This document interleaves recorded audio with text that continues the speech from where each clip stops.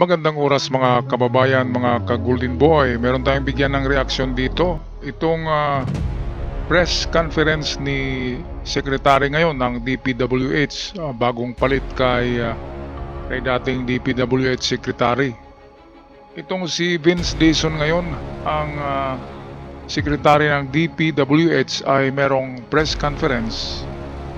Tungkol nga ito sa sinabi sa kanya ng Pangulo na dapat linisin from the bottom, pataas ang departamento ng DPWH kasi naka-wire na sa sistema ng mga tauhan sa DPWH from the bottom, galing sa janitor hanggang sa pinakataas na ranggo. Ang naka-wire sa kanilang utak ay itong tinataguriang mga flood control scam projects. Ito yung pangungurakot ng pondo ng gobyerno na napakalaki. Kaya ito atin napakinggan ang ating bagong DPWH Secretary Vince Dizon. Matapos nung napaka-emotional na sona ng ating Pangulo, kung saan in-express niya ang kanyang hindi lang frustration, hindi lang disappointment, kundi galit dito sa na-discover niyang mga talagang napaka sasama at napaka substandard at minsan wala pang mga project ng DPWH, lalong-lalo na sa pagkontrol ng mga pagbaha. Alam nyo, nung ilang linggo, nakasama ko po si Pangulo sa Kalumpit, Bulacan. Pinuntahan ho namin ang dalawang barangay doon, yung Barangay Bulusan at Barangay Prances.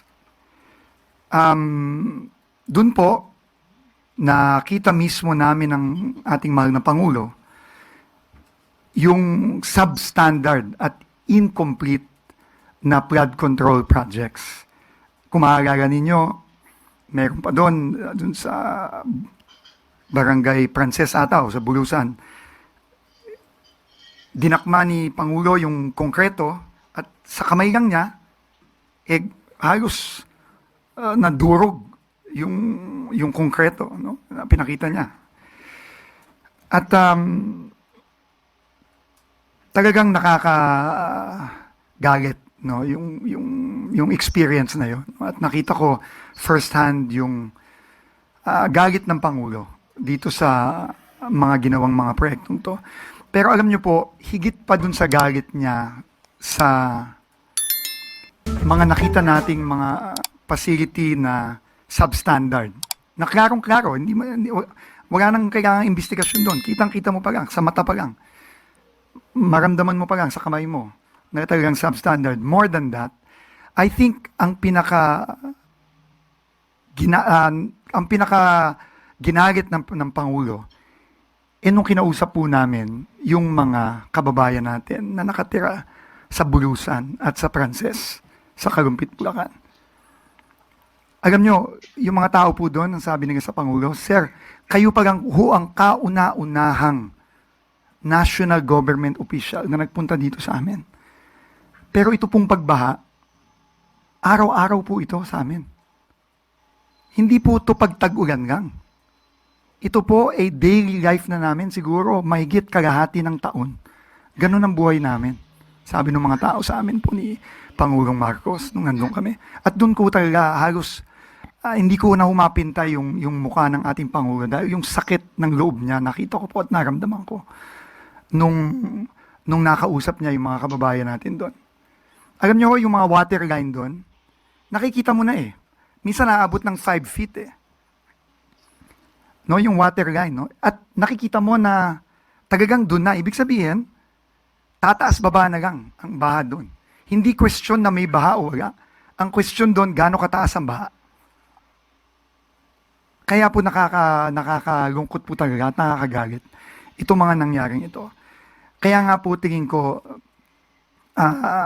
simula noon, talagang inikot ng Pangulong maraming mga proyekto. At yun, nakita po natin, no? After every inspection, the President got angrier and angrier. Ayan, so parang Incredible Hulk na pala si si PBBM. nagiging green dahil sa palpak at substandard na mga trabaho ng mga kontraktor na ito. Kanina lamang ay ginisa yung mga kontraktor ng DPWH, nag-umpisa sa mga Diskaya at saka yung Wawaw, ano ba yun? Wawawin na kontraktor na halos umiyak eh. Mamaya atin i-vlog yun kasi ghost project eh. Kaya ngayon, ang sabi ni PBBM, ang utos dito kay Secretary Dizon ay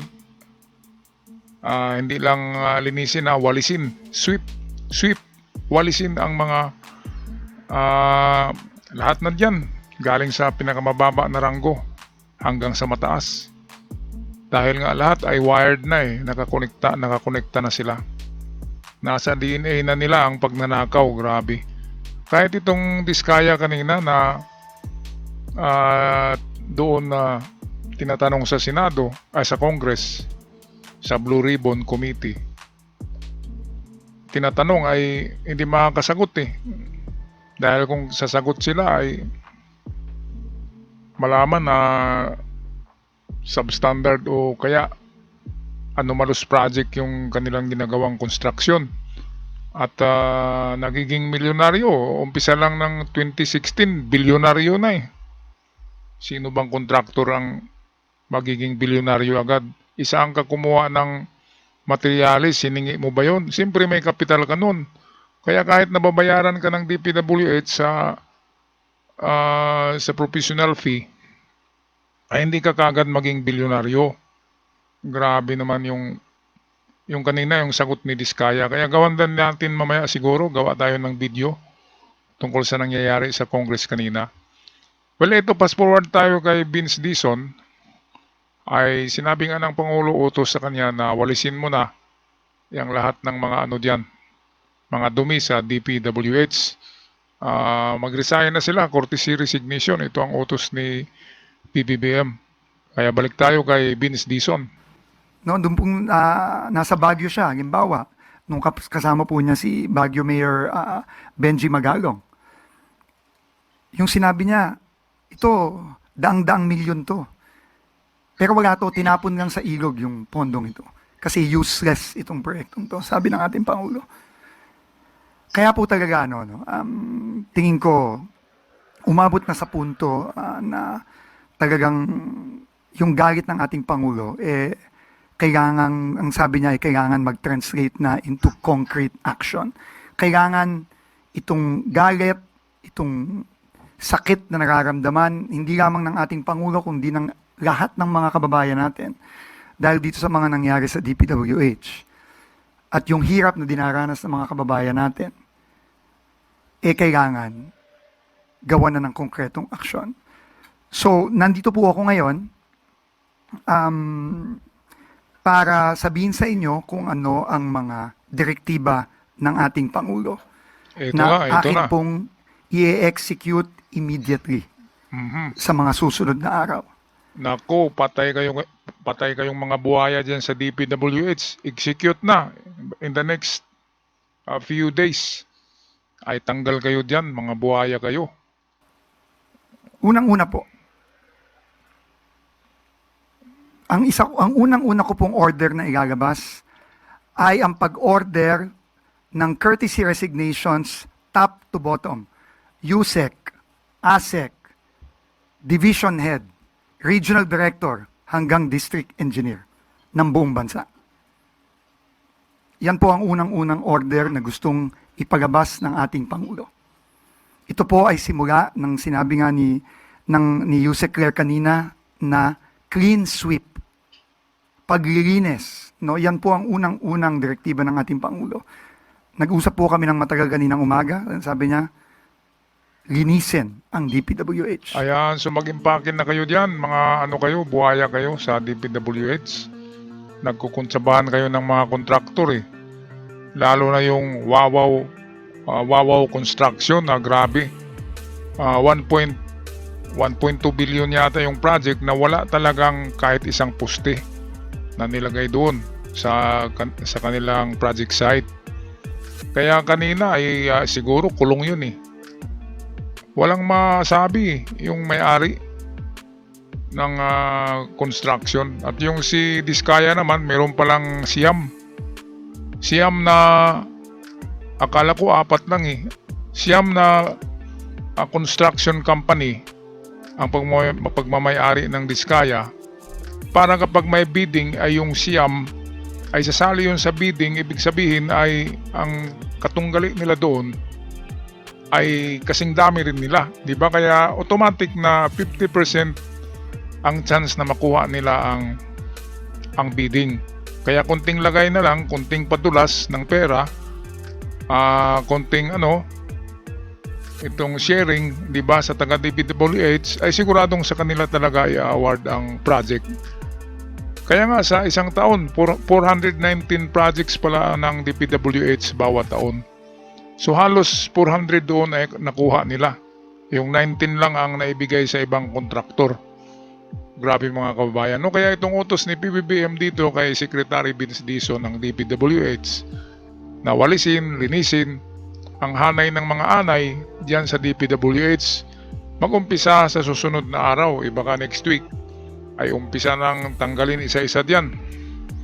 Mga hinayupak na mga diyan. Noon pa yan sa panahon pa yan ni Digong, talagang namayagpag diyan ang mga buhaya dahil ganyan ang gawain Si Digong hindi tinitingnan yung mga project kung ginawa kasi alam niya na nag-i-scam ng DPWH. Alam niya ang mga diyan, hindi lang tinitingnan ni Digong kasi marami ang mabuking na mga tauhan niya diyan sa DPWH. Grabe. Kaya ngayon sa panahon ni PBBM, personal na binibisita yung mga proyekto at dito nalaman na napakarami palang ghost project na hindi talaga ginagawa. Alright, kudos kay Secretary Vince Dizon ng DPWH, ang bagong secretary. At sana ay malinis niya nga itong departamento ng DPWH para mawala na yung mga scammer na kontraktor diyan na namihasa na. Nagiging bilyonaryo na mga kontraktor diyan na nakadikit sa DPWH. At yung dating hepe ng DPWH, dapat kasuhan yun. Mukhang talilong pero magnanakaw pala. Grabe mga kababayan, paki-comment sa inyong comment sa ating comment section down below. At sa mga bago pa lamang sa channel, nakabisita, huwag kalimutan mag-subscribe. Malaking tulong na yan para sa aming mga content creator. Hanggang sa muli, paalam at ingat ang lahat.